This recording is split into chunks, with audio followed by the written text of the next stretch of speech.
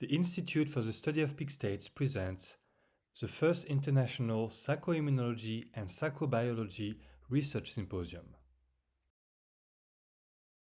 Treating Type A Trauma, presented by Georg Parlow. Yeah, so Georg's worked for 40 plus years with more than 1,000 people individually and in group settings with various spiritual and growth work approaches.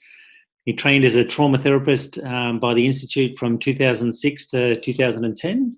He also was our clinic director for a while as well. So over to you, Georg. Thank you, Shane. Hello. I don't have a presentation. It's all work in progress and actually just started recently. I happened to stumble upon something that I'm hopeful to develop into a generic healing modality to get rid of type A trauma. I hope anyone can hear me because Shane is frozen for me. I know, you're right. It's all good. Okay. First, let me give you the data. So far, I have worked with 4 people on that. 3 of them have been successful. And the one that was not successful, she simply refused to use the technique. But since 2 of the other 3 first refused too, I guess she'll come around. All 4 have been on the self-esteem, self-worth type of trauma. And with all of them, I did one single session. Well, a preliminary talk, then one session that in three cases got rid of the problem. And then we had, with 2 of them, I had to do some follow-up to help them adjust to the new state. The basic assumption there is the point where I'm currently at with that is that the so-called type A trauma is no trauma at all. It's simply a bad decision made in order to avoid the pain of failure. Now, let me give you the story. I'm doing lately a lot of work around authentic relating and meditating out loud the relationships in dyad settings as well as in group settings. And one of the things that's there that often comes up is feelings of shame and guilt due to, kind of staring at each other or, sitting there in a kind of intimate and open situation with strangers, more or less. And in these circles, it's kind of common knowledge that, this is another assumption for you probably, that shame is the feeling, that's kind of the feedback mechanism that tells me that I violated the values of my social group or of one other person, the actual or imagined values of them. And guilt is the feeling, the feedback the system gives me, tell me that I violated one of my own values. And back in October, I happened to treat my partner really badly. And I was in denial at the time, but next morning when I was sitting in meditation, I kind of faced up to what I did. And sure enough, they experienced feelings of guilt. And having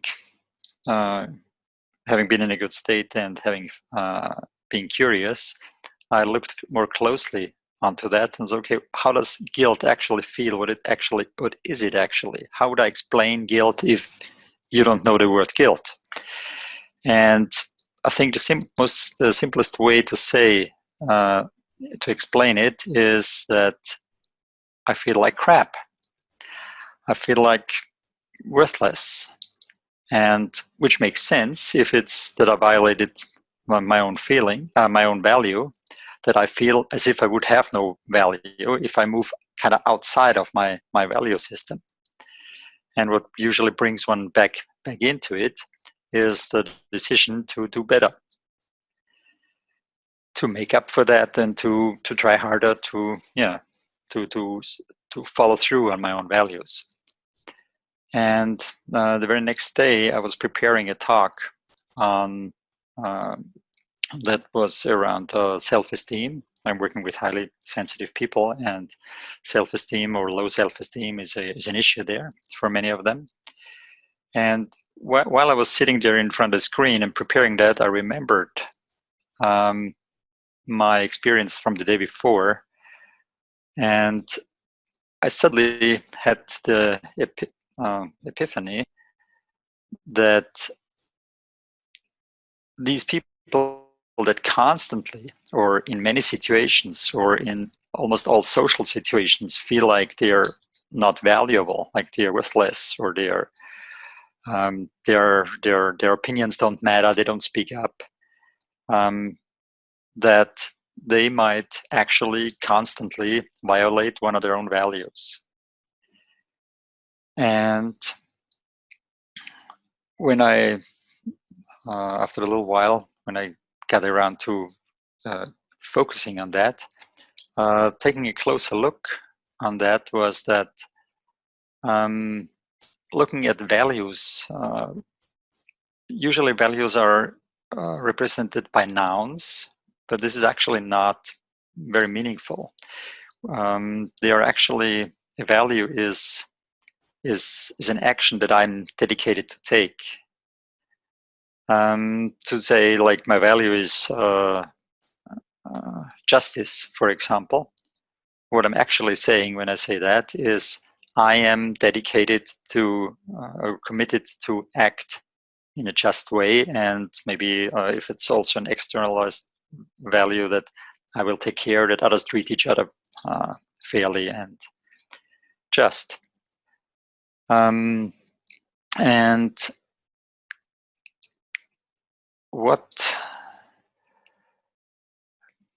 since we all know that these self-esteem issues, like probably all type A trauma, are rooted in a childhood situation where we have not received the love we need, the care we need, the attention we needed in order to healthily develop, or the acknowledgement.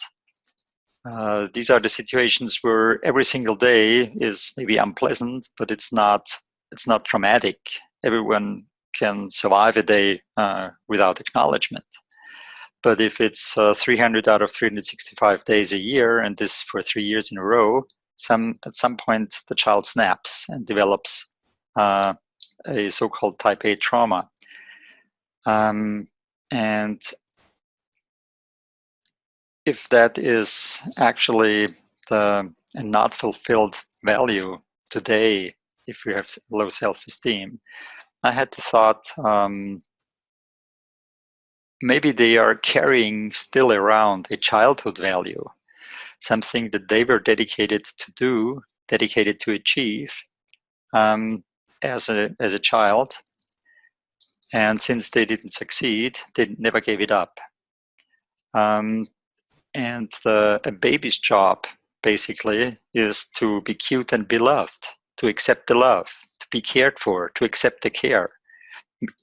Basically, it can't do anything else anyways. But if this is all my hypothesis here, but if the love is not available, doesn't come, because it has to come from outside in order to be accepted, the baby might conclude that it didn't do its job, because its job was to accept love. But if love didn't show, it didn't do the job. And when later in life other values go more and come to the foreground, like conquer, experience the world, or develop a will of its own, etc., then the it should actually kind of put that to be loved by the parents, probably, or maybe by everyone around. Should move further in the background, but they don't let go. And so if we walk around as adults wanting to be loved by our parents, or wanting to be loved in a way and style as parents love their children, we're doomed to fail. We're doomed to not being able to fulfill that assignment, and that then could easily result in constant feelings of guilt, which are experienced as I'm crap. I feel like crap. I'm not worthy. Yep. And based on that, I started to develop the treatment. And since I wanted to find something generic that probably in some modified way could also be working for other type A trauma, not only the self-esteem issues. But so far, as I said, I only have worked with these. I wanted to have something that's really simple, that's not too verbal, that's not too individualized. And so the way I have been treating these for people, or the way what I coach them through, is first of step one is to find a recent situation where they did experience that feeling of low self-esteem or of not being valuable. Then try to picture that feeling as a, like, it's the question is, what did you lack in this situation? How does that feel to not be worthy?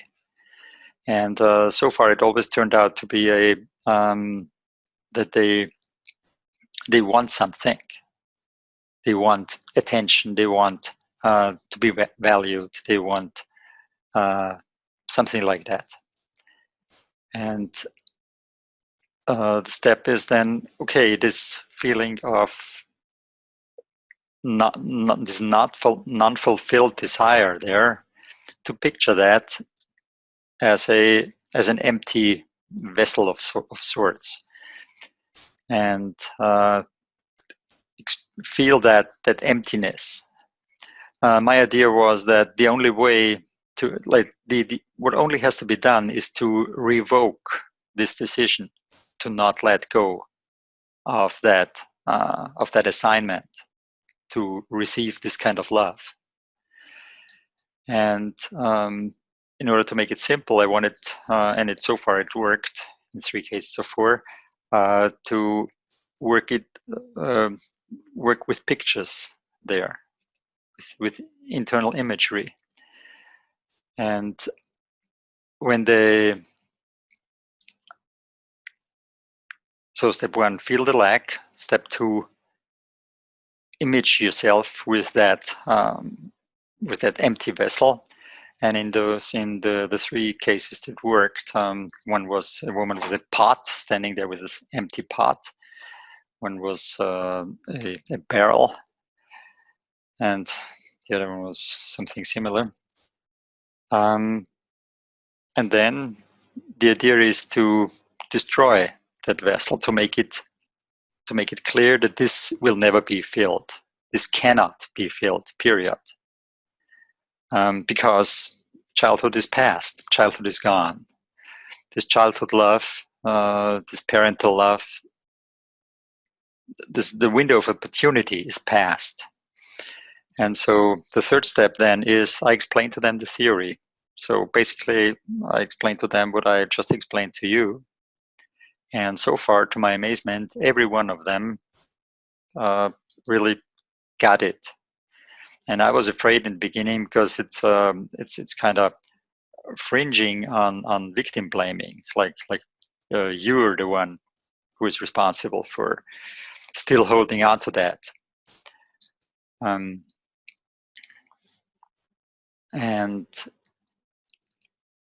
But so far, it all clicked for them. They said, yeah, that makes sense. And then the last step was, okay, now find a means to imagine how you could get rid of that vessel. And one person kind of was picturing something pointed and made a hole into that, and kind of looked how it transformed into a kind of sieve with holes all over. And so it became clear, okay, this can't be used anymore. And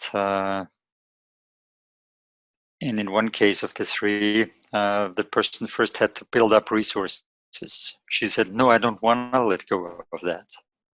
And then she did some somewhere else, some other emotional work to get into her anger. And then from the inside, this was the one with the barrel.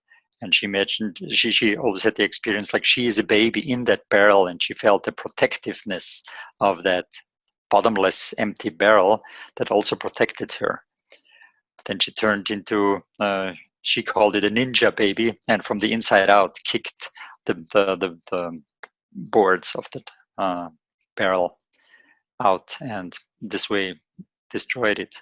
And all three of them, one of them is months ago, experienced for weeks, and the one for months so far, and how the effect ripples out more and more into their life. And the very act of destroying that, like from the next day on, all of them said they experienced themselves quite differently.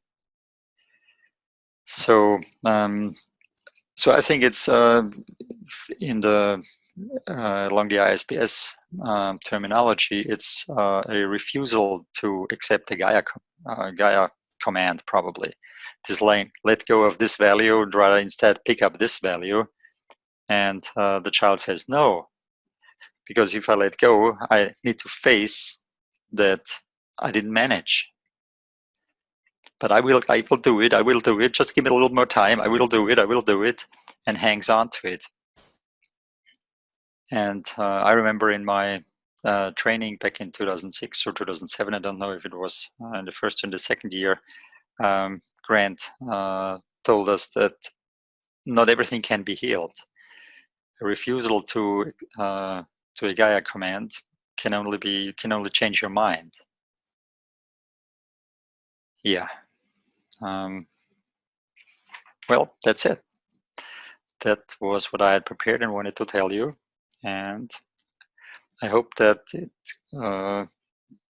could help the one or the other with your work with clients. There are questions in the chat. Are they for me or what? I'm not sure whether all of them are. I'm just looking at that. So Antonella Ercolani is asking, is there grief after destroying the vessel? In two cases, yes. In one case, it was before destroying the vessel. So, one of them, my first client, she is working quite efficiently with herself with wholehearted healing. She was a client for quite a while, and she was healing for weeks after that. Especially around the rearrangements in life. Like she felt that there are kind of relationship arrangements that she wouldn't have entered into if she would have felt like she felt now when she back in time.